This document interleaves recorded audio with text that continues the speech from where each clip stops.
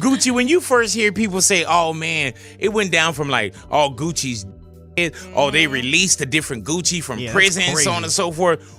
What do you think when you first see something where people saying, oh, Gucci Mane is cloned?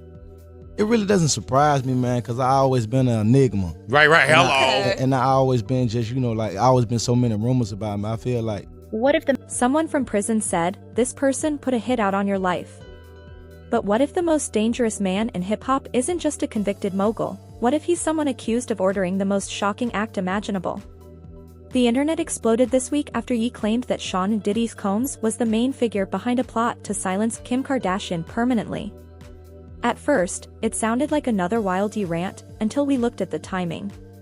Diddy had just been sentenced in October 2025 to 4 years and 2 months in federal custody after a sprawling trial on charges including transporting women across state lines for illegal purposes, racketeering conspiracy, and violent assault. His team called the process a media circus, but the damage was already done. 2 of his mansions were raided by federal agents, a parade of witnesses described the infamous freak-off of parties, and a once untouchable empire began collapsing in real time. So when Ye pointed his finger this week, he wasn't shouting into a vacuum, he was pointing at a man already surrounded by indictments, betrayal, and secrets. The person I used to be, I'm nowhere near that. Like, I'm way more mature, I'm way nicer, I'm just not the same just mean person that I used to be. I used to be just always like, kind of like pessimistic, you know what I'm saying? Now I ain't pessimist, now I'm optimistic. The accusations surfaced just as Kim's own words from her family's show began echoing online. In the trailer for Season 7 of The Kardashians, released barely a month after Diddy's sentencing, Kim is seen breaking down on camera. Through tears, she says, someone extremely close to me put a hit out on my life. Viewers saw the flashing red and blue lights, the blurred images of patrol cars, and the disbelief on her sisters' faces. She added, I'm scared out of my mind. That single line changed everything. We can confirm that filming took place in recent months, the same period when Diddy's Los Angeles and Miami homes were searched by federal agents. Within days of those raids, Kim quietly unfollowed Diddy on social media, ending years of friendly appearances at his parties and brand events. Insiders noticed. A source close to her security detail told Radar that Kim's life now resembles a Secret Service operation, with guards stationed at her home, offices, and even her children's schools. That level of protection goes far beyond typical celebrity anxiety. We've seen Kim endure real trauma before, her 2016 Paris robbery, a case so violent she told a French court she truly believed she was going to be executed. But this new fear feels different. She reportedly told producers that the threat came from someone very close, not an obsessed fan, not a random intruder, but someone inside her own orbit. And when Ye re-entered the picture, hinting that Diddy was the one pulling the strings, the puzzle pieces began to align for a public already suspicious of what went on behind the velvet ropes of Diddy's infamous gatherings. That ain't how I go. Yeah, but I guarantee you, Walker see Slick Puller, they gon' hit. Yeah. ASAP. I ain't know. Yeah. I ain't, man. Gucci reaching in your pocket now. Right, straight going What's going on over there? I have just been promoted to where I'm the shooter's boss now. I don't have to do that. Back in the 2010s, Kim and her sisters were regulars at Diddy's exclusive events. Khloe once bragged on camera about Diddy's infamous naked parties, featuring top artists and Hollywood elites. Now, that same circle of insiders forms the backdrop of federal indictments that read like crime fiction. Prosecutors described a world of hidden cameras, coercion, and intimidation. Diddy has denied every charge, but the court of public opinion has already turned against him. For Kim, whose entire brand revolves around control and image, the decision to distance herself came quietly but decisively. She deleted old posts with him, stopped liking his updates, and confided to friends that she didn't want to be anywhere near that chaos. Then came the investigator's call, the one that allegedly confirmed her worst nightmare, that the threat to her life might be connected to someone she once called a friend. You just probably want to lay down with the queen and you good. I wanted to out-hustle everybody. Mm-hmm. I wanted to take my career to another level. I want to take my finances to another level. I just wanted to step my whole life up. You know what I'm saying? I want to step my look up. I wanted to recreate my record label from the ground up because all my artists, they had, did separate deals. I had worked that out for them because I couldn't help them. Right. Damn. As Kim reinforced the walls around her life, a new contradiction began to surface. Ray J, her ex and longtime critic, appeared on a live stream, claiming that the Kardashians were worse than Diddy and even under federal investigation themselves. Just days later, he was hit with a defamation lawsuit from Kim and Kris Jenner. But by then, the damage was already done. His words had circulated to millions. Ray J's comments cut deep not only because of their venom, but because of his proximity. He had been inside the family's world, he knew how their empire worked. And his willingness to mention Diddy in the same breath made the story explode across social media. The lawsuit, filed in September, accused him of fabricating a federal RICO case against them. Yet in the court of public opinion, his claims sounded less like fiction and more like payback. Meanwhile, Kim's health quietly entered the narrative. In the same season trailer, she revealed a diagnosis, a small brain aneurysm that doctors linked to extreme stress. She blamed it on years of pressure, her divorce, and her relentless public battles with Ye. But online, followers began connecting the dots. Was the stress really from her divorce, or from something far darker? Something buried in the memories of those glittering nights at Diddy's mansion parties? There's no way to verify those whispers, yet the timing feels eerily aligned: a federal case against Diddy, a renewed spotlight on Kim's safety, and a medical scare that forced her to slow down, all just as investigators reportedly reached out.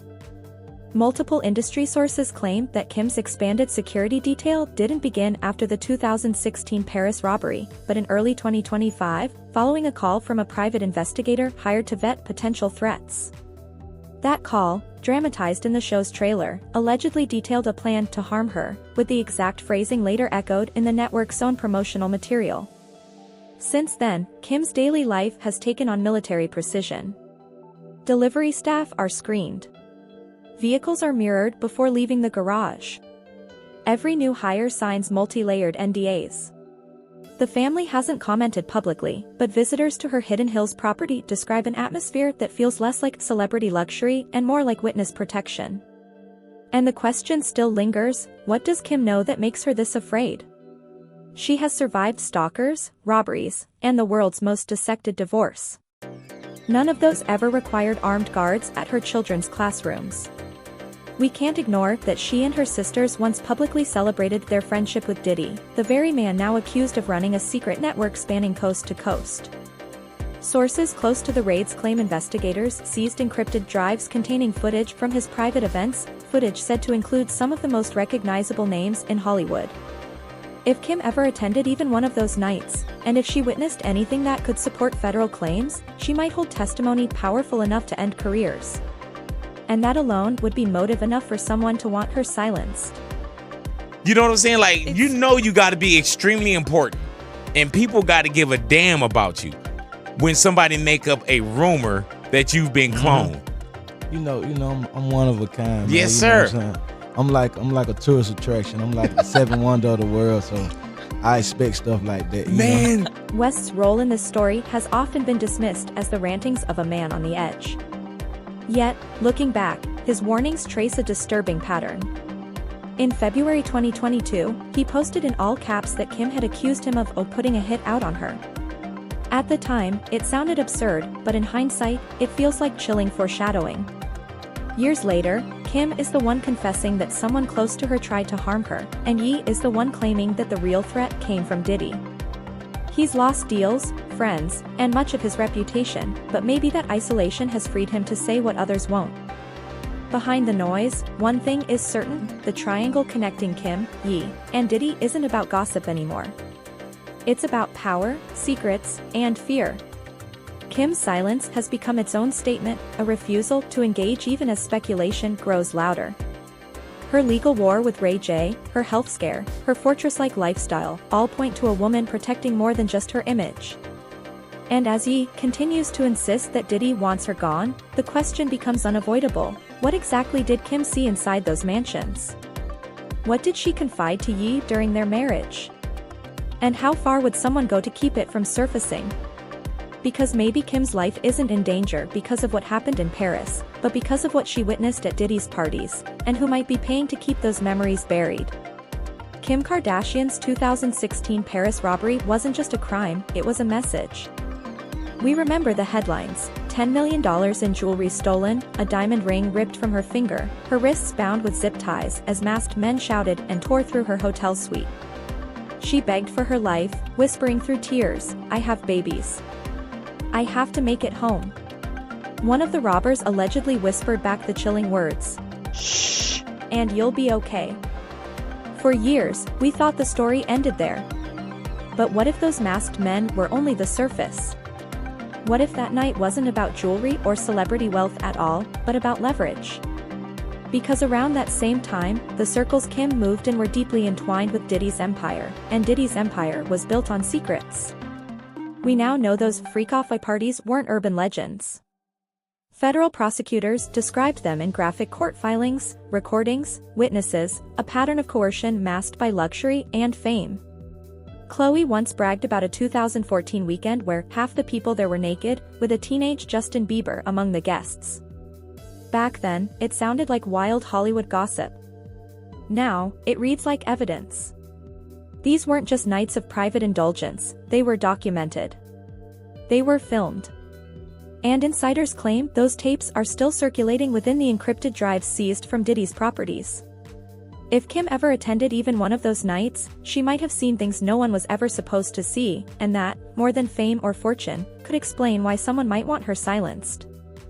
How many welcome, not even a number, but you gotta hear welcome home, welcome back, welcome, good to see you again. You know what I'm saying? Because you one of those cats, man, you've always been 100,000 with everybody, with me, whoever it may be, man. And when I got the Will You interview, I was like, hell yeah, I bring Gucci into the neighborhood. When Diddy's homes were raided in March 2025, federal agents seized laptops, security systems, and external hard drives. Sources close to the investigation revealed that some of the recovered footage featured recognizable figures from both television and politics. That single line, buried deep within an indictment summary, sent shockwaves through the entertainment world. It forced everyone to reevaluate every past connection, every red carpet photo, every glamorous collaboration, every moment that once seemed harmless. Kim's name, though never mentioned in any official court documents, suddenly carried a new shadow. Her decision to unfollow Diddy just days before those raids no longer looks like coincidence, it looks like self-preservation. You know what's crazy about this, man, is that it's still Gucci Mane, though. You know what I'm saying? It's not, yeah, and I love it, though. You know what I'm saying? Listen, I'm gonna always be myself, cause like, when I was doing the things I was doing, that was me. I wasn't putting no Right. I was just, if I had a problem with somebody, I would say it. Everything, I was just a walking spokesman for just being brutally honest. And then came the sentence, 50 months behind bars. Not for the full list of alleged offenses, but for transportation charges under the Mann Act. The jury had rejected several counts, yet the judge still referenced elements of the human trafficking and racketeering case while determining the punishment. Even Diddy's lawyer called the ruling un-American. It raises a chilling question: if the courts couldn't silence him completely, who could? Who might step in to contain the fallout when the deeper layers of his network risk being exposed? The idea that Kim's voice, one woman's testimony, could shift that balance suddenly doesn't sound far-fetched. Meanwhile, West's world has been imploding in plain sight. He reportedly owes Kim $200,000 a month in child support, an arrangement that might seem routine until we consider what it represents: control, leverage, and money quietly moving from one empire to another. Add to that his controversial Yeezy adult venture, his ex-assistant's harassment lawsuit, and the endless cycle of public scandals and legal battles. On the surface, these stories appear disconnected, isolated chapters of celebrity chaos. But when you zoom out, a pattern emerges: powerful men crumbling under the weight of the secrets they tried to bury. And at the center of it all stands Kim, silent, calculating, and possibly holding truths that neither of them ever wanted revealed.